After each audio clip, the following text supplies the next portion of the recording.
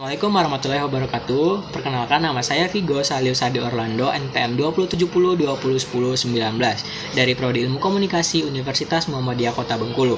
Nah, di sini saya akan membahas mengenai perkembangan media massa di Indonesia.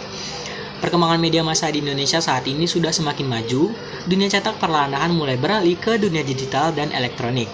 Semakin banyaknya perusahaan-perusahaan media memperlihatkan kemajuan yang sangat pesat di dunia media massa.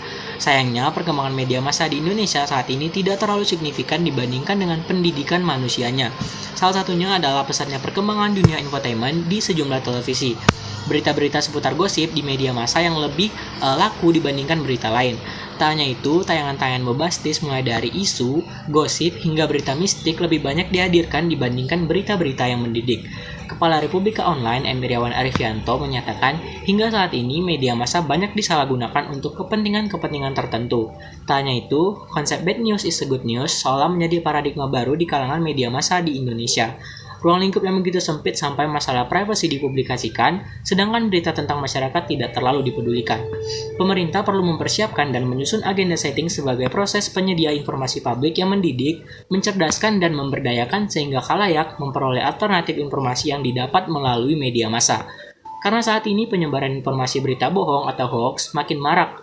Survei Mastel tahun 2017 mengungkapkan bahwa khalayak menerima hoax setiap hari lebih dari satu kali. Fenomena hoax di Indonesia menimbulkan keraguan terhadap informasi yang diterima dan membingungkan khalayak.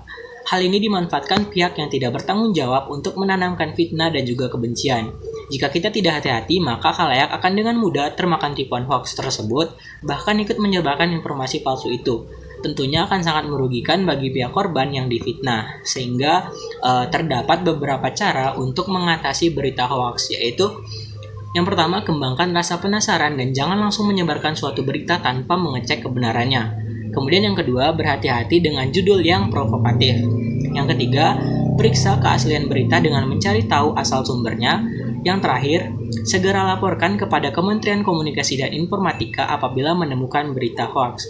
Mungkin itu saja yang dapat saya jabarkan mengenai perkembangan media massa di Indonesia saat ini. Apabila ada kesalahan, saya mohon maaf. Saya akhiri. Wassalamualaikum warahmatullahi wabarakatuh.